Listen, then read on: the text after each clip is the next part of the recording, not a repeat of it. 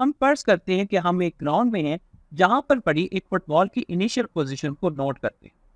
उसे एक बच्चा किक मारता है और तकरीबन 4 मीटर दूर स्ट्रेट लाइन में फेंक देता है।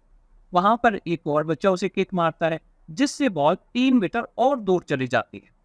तो यहाँ से अगर कोई हमसे ये पूछे कि बताएं कि टोटल डिस्टेंस बॉल ने कितना ट्रेवल किया, तो हम उसे बताएंगे कि क्योंकि डिस्टेंस एक्चुअल पाथ लेंथ के बराबर है तो पहले 4 मीटर ट्रेवल किया फिर 3 मीटर, तो टोटल बॉल ने 7 मीटर ट्रेवल किया है। लेकिन कोई अगर हमसे ये पूछे कि डिस्प्लेसमेंट क्या है, तो हम क्या करेंगे कि इनिशियल और फाइनल पोजीशन को आपस में स्ट्रेट लाइन में मिला देंगे।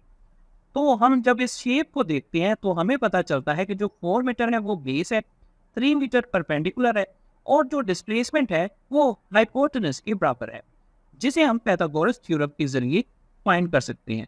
पाइथागोरस थ्योरम के जरिए जब हम डिस्प्लेसमेंट फाइंड करते हैं तो आंसर आएगा 5 मीटर। अगर हमें कहा जाए कि दी गई फिगर में डिस्टेंस और डिस्प्लेसमेंट फाइंड करें तो दी गई ऑप्शंस में से आपका आंसर क्या होगा। अगर तो ऑप्शन ए चूज किया है तो आप बिल्कुल ठीक कह रहे हैं कि डिस्टेंस 15 मीटर और डिस्प्लेसमेंट 5 मीटर है। अब डिस्टेंस निकालना तो आसान है कि आपने 8, 3 और 4 को एडिट किया और 15 मीटर आ गया। लेकिन फिर डिस्प्लेसमेंट फाइंड करने के लिए आप क्या करेंगे, आप इनिशियल और फाइनल पॉइंट्स को आपस में मिलाएंगे और उसके बाद आप देखेंगे कि 4 मीटर और 8 मीटर एक दूसरे के ऑपोजिट हैं। तो 4 मीटर के ऑपोजिट भी 4 मीटर होगा, तो 8 मीटर का जो बाकी पोर्शन रह गया वो भी जाहिर है कितना होगा 4 मीटर। और 3 मीटर के ऑपोजिट 3 मीटर।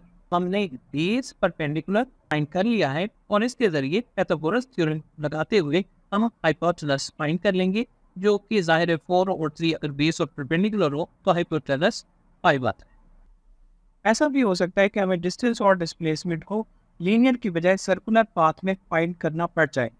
इसके लिए हम डिस्टेंस के लिए फार्मूला यूज करेंगे s is equal to r theta, जबकि थीटा की वैल्यू रेडियन में लिखेंगे।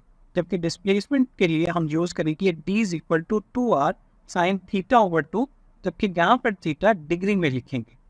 मिसाल के तौर पर हमें कहा जाता है कि एक शख्स एक ऐसे पाथ पर चलता है जो कि सेमी सर्कल है, तो बताएं उसने कितना डिस्टेंस और डिस्प्लेसमेंट कवर किया। अब यहाँ पर डिस्टेंस के लिए जब हम फार्मूला पुट करते हैं आर थीटा, तो हमें पता है कि हाफ सर्कल के लिए थीटा रेडियन में पाई के बराबर है, तो डिस्टेंस आ जाएगा पाई आर के बराबर। जबकि जो डिस्प्लेसमेंट है उसके लिए जब हम थीटा पुट करेंगे तो हम पुट करेंगे 180।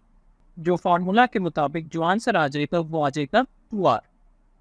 इसी ही चीज़ को करने का एक अल्टरनेट मेथड भी है, और वो क्या कि डिस्टेंस सेमी सर्कल में सर्कमफ्रेंस ऑफ द सर्कल का हाफ होगा। तो जब हम वैल्यू पुट करेंगे तो वो आ जाएगी 2πr डिवाइडेड बाई 2, यानी कि πr। इसी तरह अगर हम डायमीटर फाइंड करना चाहते हैं तो हमें क्या करना होगा कि इनिशियल और फाइनल पॉइंट को आपस में मिलाएं, तो जो स्ट्रेट लाइन है वो डायमीटर ऑफ द सर्कल के बराबर होगी, यानी कि 2r के।